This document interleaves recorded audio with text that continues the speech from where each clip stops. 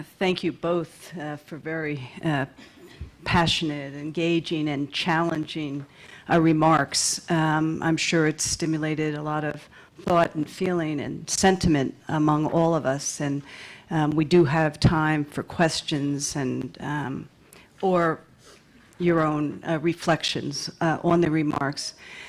I think as I was listening, I was certainly struck as Pauline, talked with great passion about how religion has created discrimination and inequality and abuse, particularly directed at women. And Kapia spoke about kind of the global impact of religion and the significance of religion in the human experience, even with that reality of negativity. And I guess I would ask both of you to speak for a minute or two about if you see or where you see opportunities for collaboration and for working together with faith communities for violence prevention. Where are you seeing some positive action there, and what would you encourage all of us to be thinking about as we try to work to eradicate the abuses?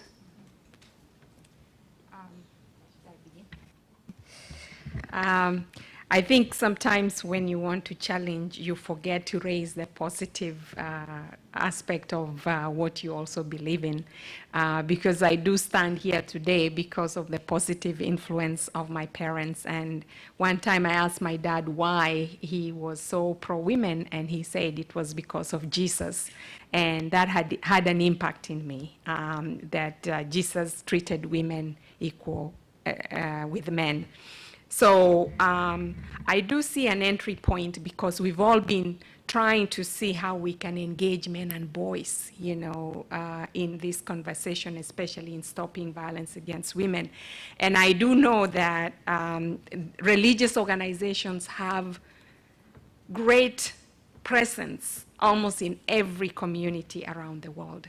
So if you're going to be doing something with the community, they are the first people that you need to be talking to, even more than the government, because in some places they are the government. And in some communities, they actually even run education. So they are the ones you need to be engaging to talk to, and especially when it comes to engaging men and boys, especially as we try to change the social norms around masculinity. We need to have those religious leaders undo the damage that they've done. And how can they do that? By teaching the men and boys in their communities to promote gender equality. So teaching them to understand that there are scriptures, as my brother said, that talk about liberation. Like Galatians 3, where, in Christ there is no male, no female. Everybody is the same, but it's never lifted up as much.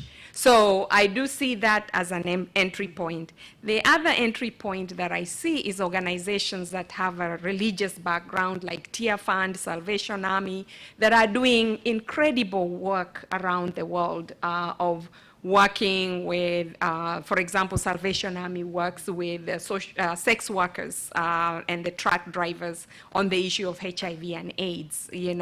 Tear Fund did a research on the role of the faith community in ending gender-based violence. The Catholic Church has a lot of schools around the world.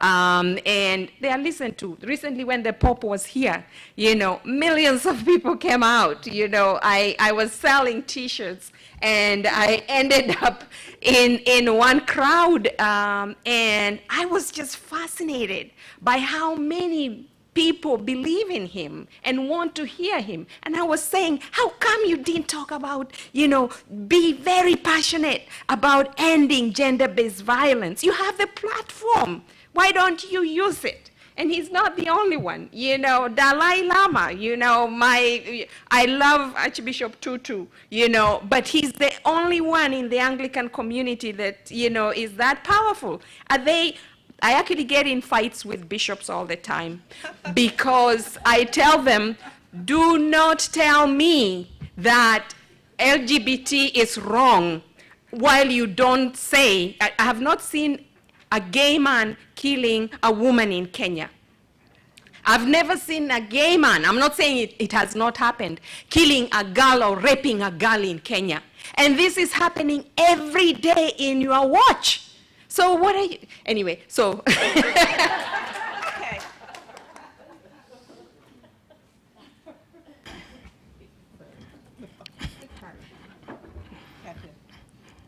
Thank you. I just want to say that what you are saying is not true, because there are people who believe that gays are the ones who are responsible for abortion. So I don't know how that happens, but I don't want to go there. But I've heard most of those kind of claims that gays are responsible for more abortions in the world and all that. Okay, tell me how they do it, but I haven't seen them. You know, I think there are some places where we meet. The first thing is to realize that what is wrong with this world is because we have too many men in leadership positions. Honestly speaking, men are bad leaders because at times we don't even think. I've experienced it in my home where I lose it and then my spouse is there looking at me saying, are you okay now? Can I tell you what I think? I think the world would be better if we had more women in leadership positions.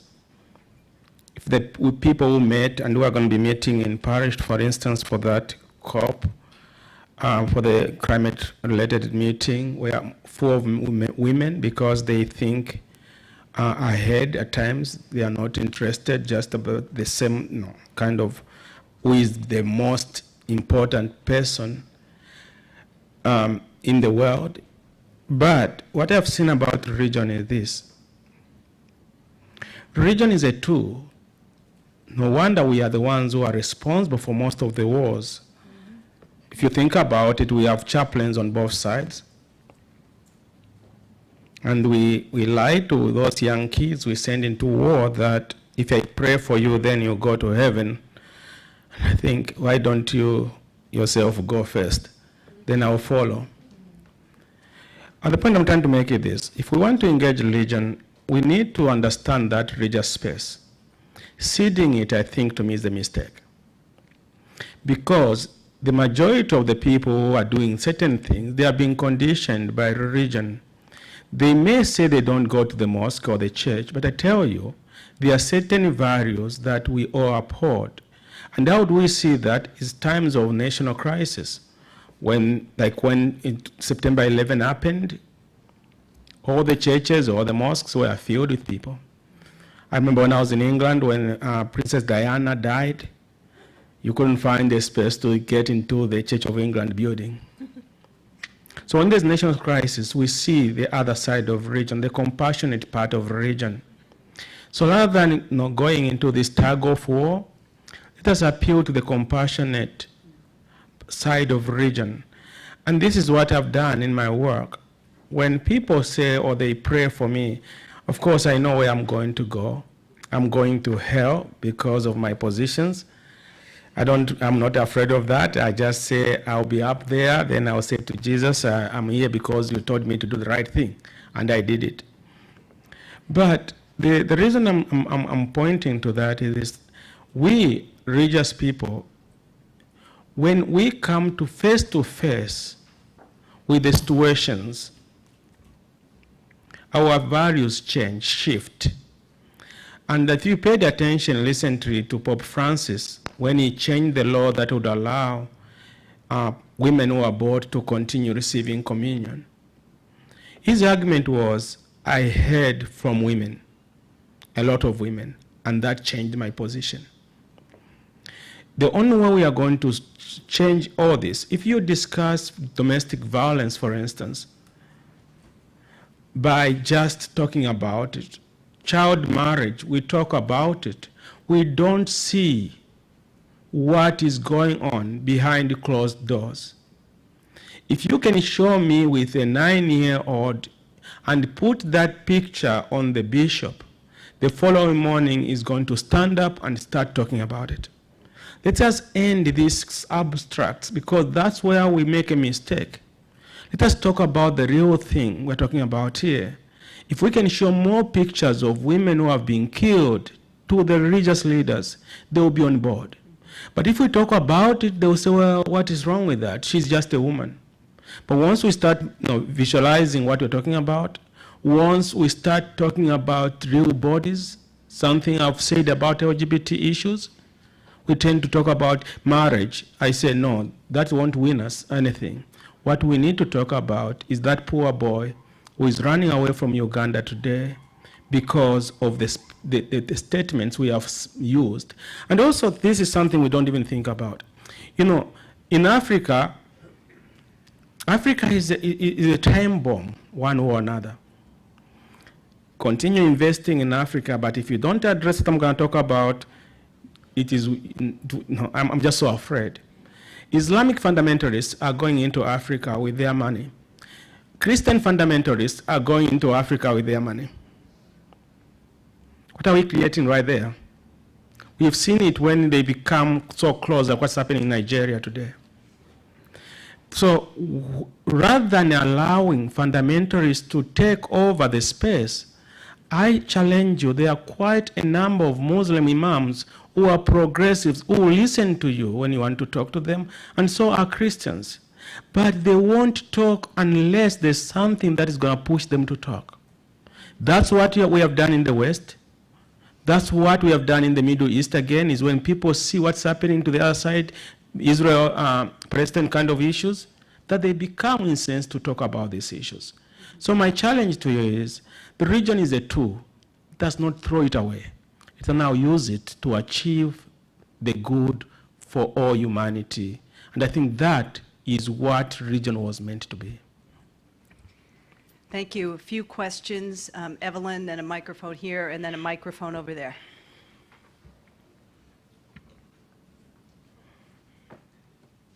Thank you very much. I am going to just begin with the statement that this panel made me think about my own comfort, what it was like to listen to the stories of the anger that I heard, the passion that I heard, and it made me think, are we religious people or not? Do we look at it as a yes or no? And that I think there's really many more levels. We all have, some of us have spiritual beliefs, how we get meaning out of life, how we connect. And if I don't drill down as a social worker or in doing my work, it would be easy for me to say that's not me, that's not who I am, I don't get that, and it becomes yes or no. So I just need to put that out there, that this panel in of itself was the first time we've ever really addressed religion, spiritual beliefs, and how it affects violence and violence prevention. So thank you for taking that first step. So I wanted to just, I'm intrigued by religion as a tool, but really the panel before this talked about norms and technology, communications, and media. And how might we connect this diversity of religious, spiritual, meaning of life space that we want to recognize in order to address violence? How can we connect with those very public forms of getting information out, messages out, technology, media? It's a very broad question. I'm not really sure if you can answer it, but I'd like to hear some ideas. Yeah, I think what we'll do is we'll take the questions and then ask our speakers to address them. Yes. My name is Aline Magnoni. I am at the LGBTI office at USAID. My background, unlike many of you here, I assume, is quite different. I come from, I'm an anthropological archaeologist. I've studied the past. I've worked in Latin America, not in Africa. But I am now in this very new, challenging environment, and I'm extremely excited to be able to contribute. However, as I start in this new endeavor, I would like to elicit your expert opinions.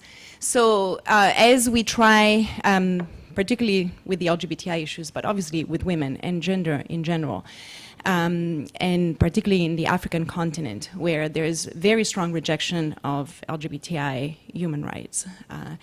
How can we, foreigners from the outside, make an effective change when religious leaders, African leaders, are telling us that we outsiders are just another wave of colonial impact coming in with our outside ideas, and yet once again we want to create change. As somebody that has a long view of change, I see, and I hope I'm not offending anybody, religions, particularly Christianity and Islam, coming through as previous waves of colonialism that brought these different ideologies. So we are just a new wave through aid, international aid agencies, to try and bring this other wave. So how can we make a good argument that indeed what we're doing is better, more efficient, and ultimately serving the human rights of everybody? And how can we collaborate with some of these religious leaders across faiths in more successful ways? Considering especially that just now in Rome last weekend, there was a synod of bishops, and they just created this 40-page document without the help of any women, and it was about the family. So going back to the argument of why are women not invited to the table on discussing family. And when it came to identifying LGBTI issues and rights, there was the last sentence that were raised by African bishops specifically mention that they are tired of having this imposition of LGBTI human rights from abroad attached to aid, that if you want aid, you have to guarantee marriage equality.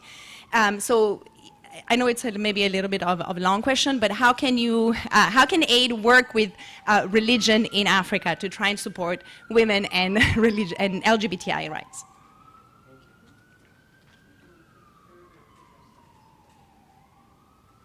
Hi, I'm Betty Lee Davis. I introduced myself earlier, so I won't do that again. I just had something come to my mind as you were speaking, and as an example of the role of religion influencing the social and cultural norms in domestic violence. I attended a domestic violence workshop last spring where the presenters were from an African-American, a very large African-American evangelical Baptist church outside in Philadelphia, and a former assistant director of a local domestic violence shelter had called on the pastor there some years before about starting a program for women because she was so troubled by the things she was hearing that religious clergy had been saying to women coming to the shelter that was shameful or guilt-inducing or in some way negative. And so the church began that program. It was highly successful. It was so successful that the men in the church began to have an uproar, apparently, and the pastor was about to close the program. And he said because he was an evangelical Baptist clergy, as he was about to do something at the close of a service or something related to the ending of that program, he said the kind of still quiet voice of God came to him and told him to extend the altar call to abusers and the abused. And he said the altar was flooded with men and women, with the abusers and the abused coming together. And instead of closing that program, they expanded it to include both. And apparently it's thriving and doing very well. There are many precautions that had to be built in to protect all parties, but that was just an example of how religion can have a very unanticipated influence in changing a norm, at least in that church. And I don't know, domestic violence is not my area, and I don't know about models for the abused and the abusers, but that was one, at least in that setting, that apparently has been working well.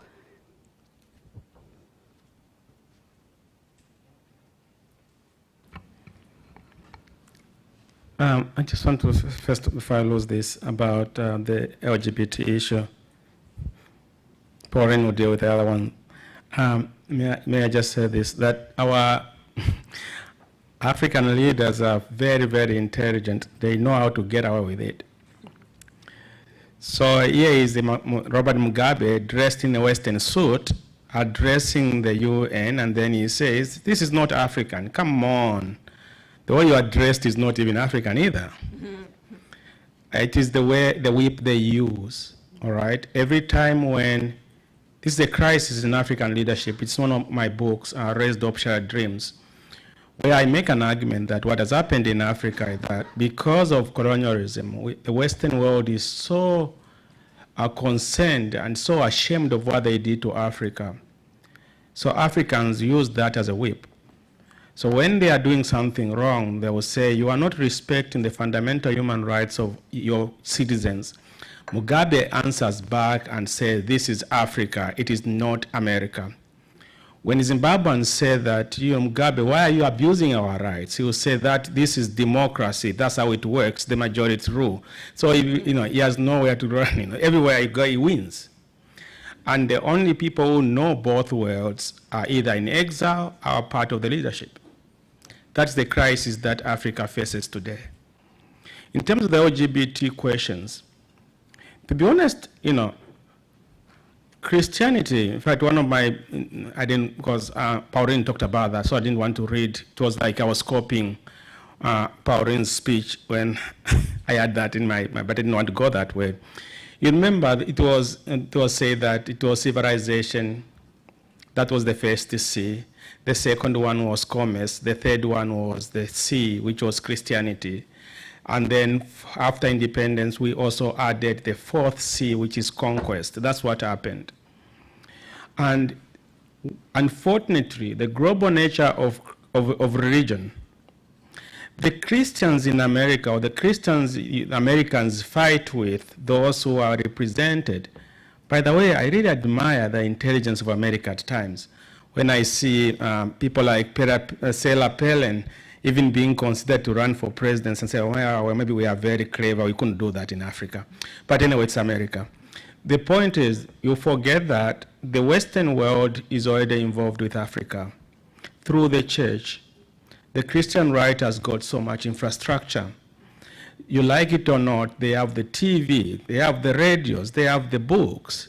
If you think your bookstores are flooded with the Christian right material, wait until you go to Kenya. You will see on every step, you might be lucky to find one African author among them. They are all from American Christian right. So they are already there. But they are arguing that they are not colonizing Africa. What they are doing is to help Africa, right? They are our brothers and sisters. And again, that is the role of the global nature of religion. Because they don't go there as outsiders. They go there as Christians who are either associated with the evangelical faith, the Roman Catholic Church, so they become brothers and sisters.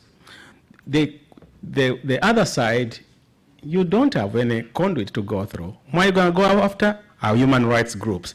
Those human rights groups are already looked at negatively. They are said to be destroying, they're the ones who are destroying Africa. So how do we change that? The reason why you hear this call over and over again is because they are saying to you that it is not who are you to tell us that? Which is true. African leaders, and that's why I opposed not on Kenya, by the way. When Obama went to Kenya, I said he should say it aloud there that he supports the rights of sexual minorities. There's a way in which we can win this battle by closing the door, meeting with the president in his office, no reporters around. They will speak totally different than when you put them on the mic. Don't forget, the majority of their audience, you like it or not, those who are going to vote for this dictator are likely to be Christians or Muslims. And as I've said in one of my books, people tend to think that African politicians are lunatics. Here you have politicians. It was not long ago when President Obama said he didn't believe in, what? in same-sex marriage. Why? Because he was hoping of getting the evangelical vote. When he realized that he can't do anything with them, then he dumped them and went on the other side. The same thing with Mugabe, the same thing with Museveni. They are politicians. They were born from the same mother, same father. Whether they are in Zambia or in Kenya or you know, the one thing I want to say here is this. We tend to, the only difference between Africa and the West, or especially America, is how you guys are very clever of doing things. When an African politician is bought, what do you call that? When an American politician is bought, what do you call it? Lobbying. Come on, they are lobbyists.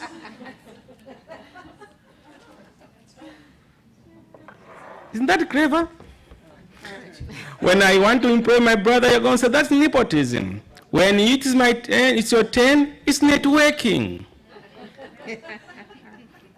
That's how it works. The point I'm trying to raise is this. Look at these guys as politicians.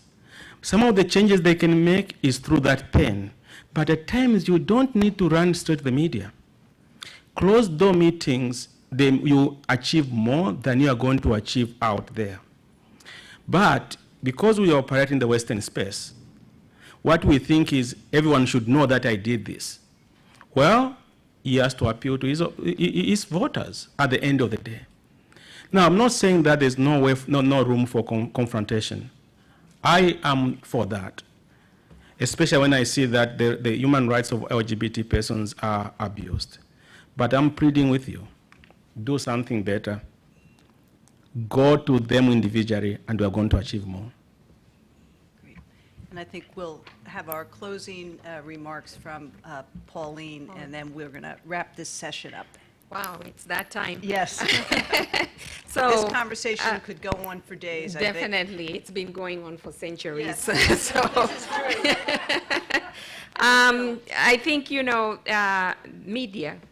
I think, you know, there are religious institutions that are very savvy with media, both social and, you know, traditional media. Actually, they even run TV stations, and they are very effective in their media approaches. So I think we definitely have an avenue there to engage those that are progressive, to try and have them talking about gender equality and sexual liberation, and not to be just stigmatizing people left and right. So that's one. And then the issue of outsiders. I think you have to come to the point where you have to use people within the country. You know, a lot of organizations overlook that, and you think that you know better, or your organization demands that you employ people from outside, from your country, you know, especially when it's US government money. But then you forget that if you empower someone within that community, when she speaks up or when he speaks up, they will have a tough time saying it's an outsider, especially if that person is appealing to traditional, social, religious cultures to challenge gender discrimination or any other forms of discrimination. For example, on the LGBT issue, they say it's a foreign issue. But I always say, okay, let me ask you, within the Kalenjin community in Kenya, a woman could marry another woman. You know, the purpose for that was so that a woman who didn't have children got children from this other woman. But we really don't know what they did in private. And traditionally, and according to that religious community, the woman was the husband and the other one was a wife. So there was marriage between two women. That wasn't a foreign tradition. That was an African tradition. So don't tell me that, and there are so many other incidences where, for example, the Kikuyu tradition, where, you know, a woman is regarded as the creator together with God and is given so much power.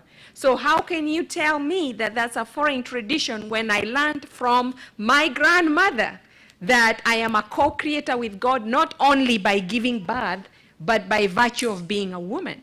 You know, so we have to work with people from within so that we can get to a point where we are empowering them, and then we are not just imposing from outside.